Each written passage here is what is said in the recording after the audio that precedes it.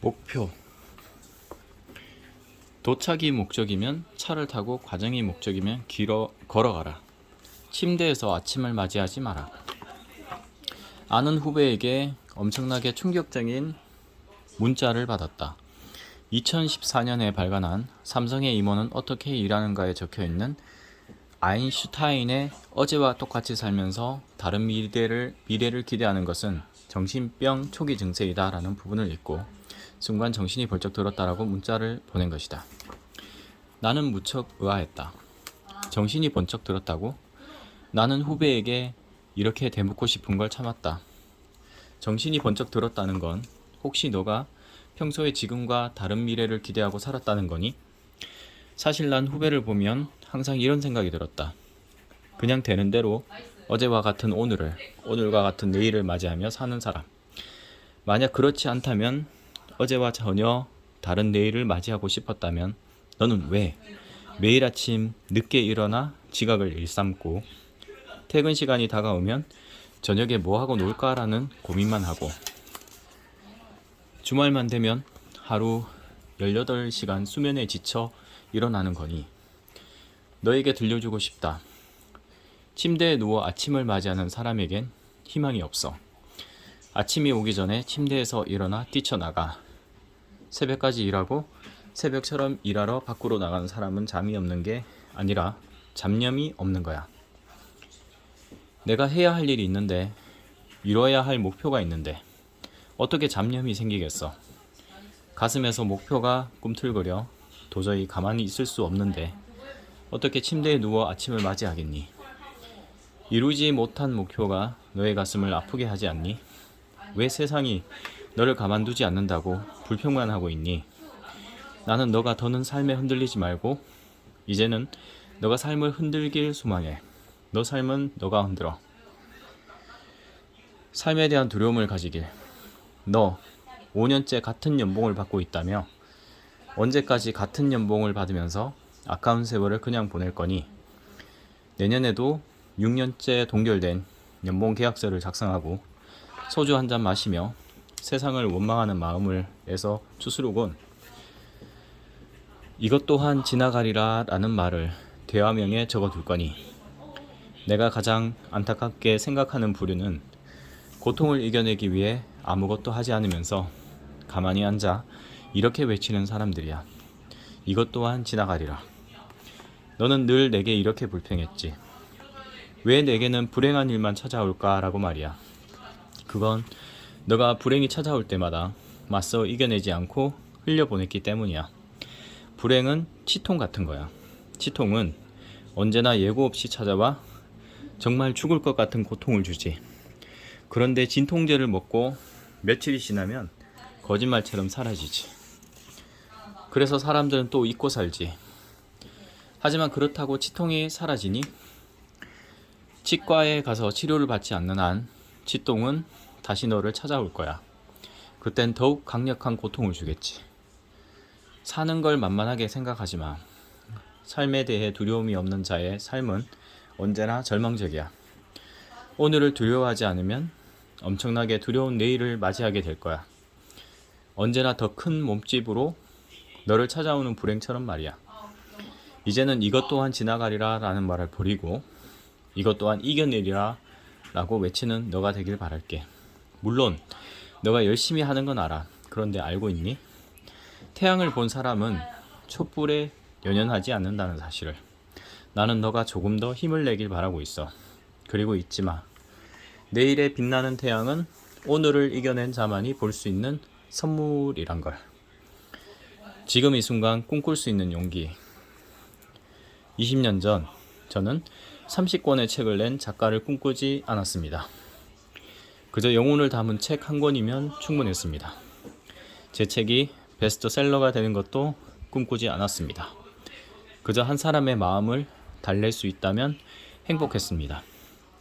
내가 쓰고 싶은 글을 쓰며 사는 하루가 아름다웠습니다. 20년 전 저는 10년 후의 모습을 상상해 본 적이 없습니다. 그저 내게 주어진 이 순간에 간절한 마음을 담으면 평범한 하루가 언젠가 특별해질 거라 생각했습니다. 저는 20년 후를 꿈꾸지 않았습니다. 제게 주어진 매 순간을 꿈꿨습니다. 물론 하루도 견디기 쉬운 날은 없었습니다. 사실 저는 패스트푸드 식당에서 주문할 때마다 망설입니다. 어릴 적 햄버거나 피자를 먹는 사람은 부자라고 생각할 정도로 저와는 다른 세계의 음식이라고 생각했으니까요. 피자를 즐기는 사람을 볼 때마다 저거 한 판이면 라면이 몇 개야 라고 생각하며 몸서리 쳤습니다. 도대체 얼마나 돈이 많으면 저걸 먹을 수 있는 걸까? 이제 고백하지만 제 돈을 주고 처음 피자를 사 먹은 건 30살이 넘어서였습니다. 믿기시나요? 지금도 피자를 먹을 때면 제가 굉장한 사치를 하고 있다는 생각이 들 정도입니다. 그래서 저는 아직도 햄버거나 피자를 주문할 때 떨립니다. 주문하는 게 익숙치 않아서요. 모르는 사람 1000명 앞에서도 당당하게 강연하는 저지만 여전히 한 사람 앞에서 햄버거나 피자를 주문하는 일은 부끄럽습니다. 어렵던 시절이 자꾸 떠올라 제가 감히 먹을 수 있는 음식이 아니라는 생각이 드니까요. 20년 전 제 모습이 아직도 생생하게 기억납니다. 아침에 컵라면을 끓여 라면만 건져 먹고 점심에는 남은 국물에 찬밥을 말아 먹었습니다. 비록 저녁엔 굶었지만 내일 아침 먹을 라면 생각에 행복하게 웃으며 책을 읽고 글을 썼습니다. 여름에는 전기세를 아끼기 위해 땀을 흘리며 책을 읽었고 겨울에는 난방비를 아끼기 위해 외투를 입고 손에 입김을 내며 책을 읽었습니다.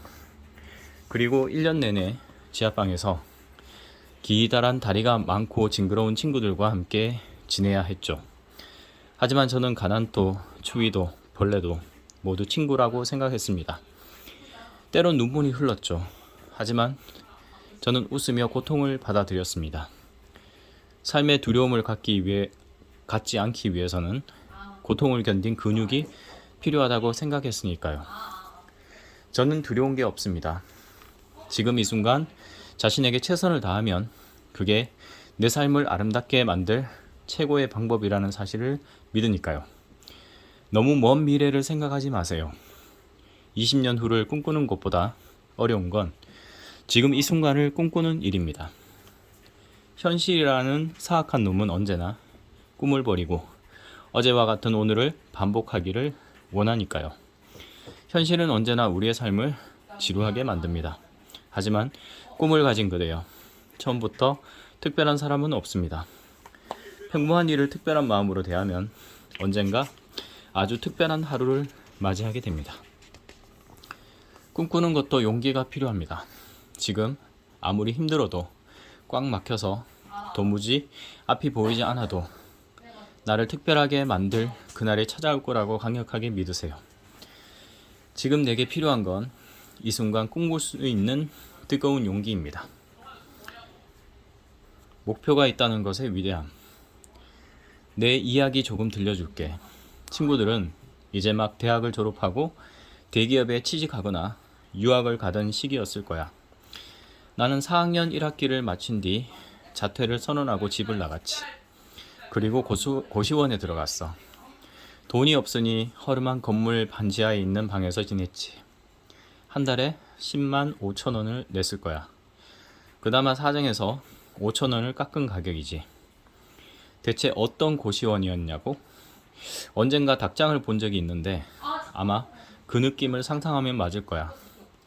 발을 뻗을 수조차 없는 좁은 곳이라 의자 위에 발을 올린 채 자야 했고 아침에 일어나면 다리가 저려서 풀어져야 했지. 게다가 얇은 커튼이 방문을 대신하고 있었기 때문에 겨울엔 두꺼운 점퍼를 입은 채 자야 했고 밥 먹을 돈이 충분하지 않아 매일 컵라면을 먹었어. 아주 가끔 사치를 하고 싶은 날엔 3분 미트볼을 사서 품 안에 꼭 안고 잤어. 아침에 일어나면 조금은 따뜻해지거든. 젓가락으로 하나씩 집어 아주 맛있게 먹었지. 어떠니 옆방에 있는 사람의 숨소리까지 들릴 정도로 좁고 불편하고 춥고 더러운 곳에서 나는 행복했을까? 참 이상하지. 추위에 떨며 아침에 일어나 먹었던 800원짜리 미트볼이 지금 최고급 스시집에서 즐기는 10만원짜리 스시보다 더 좋았어. 왜 그랬을까? 이유는 아주 간단해. 당시 내겐 마음을 다친 사람들을 위한 글을 쓰고 싶다는 목표가 있었기 때문이지. 내 글로 아픈 사람을 치유하고 싶었고, 마음을 다친 사람을 떠올리면 지금 내가 겪는 고통은 아무것도 아니라는 생각이 들었어. 내가 지금 조금 불편하더라도 죽을 만큼 노력해서 세상에 빛이 될 수 있는 글을 써야겠다는 생각으로 살았지. 간혹 신간이 나오면 사람들은 내게 대박 나세요라고 하는데 늘 말하지만 나는 대박을 꿈꾸지 않아. 대박이 나서 내 통장에 엄청난 돈이 입금되기보다는 마음을 다친 사람들의 삶에 대박처럼 밝은 빛을 비출 수 있는 글을 쓰고 싶으니까. 작가가 대박이 나서 엄청난 돈을 벌면 뭐 하겠어. 나는 결과가 주는 달콤함보다는 아픈 사람을 위로하고 싶다는 과정이 주는 행복을 평생 느끼고 싶어. 요즘 어떻게 살고 있니? 사는 게 쉽지 않다고? 그럴 땐 누군가 따뜻하게 손을 잡아줘도 차가운 마음은 어쩔 수가 없지. 그래, 나도 그랬으니까. 하지만 너에게 들려주고 싶은 말이 하나 있어. 세상이 주는 온갖 부정적인 기운을 받아들이지 마. 대신 너의 목표를 다시 한번 떠올려봐. 나는 지난 경험으로 알고 있어. 분명한 목표가 있는 한 내 삶은 아름다울 거라는 사실을. 목표를 정했으면 그것만 보고 달려가자. 하늘을 보며 달려가는 너 모습이 얼마나 멋진지 알고 있니? 세상에서 가장 아름다울 너 삶을 응원할게.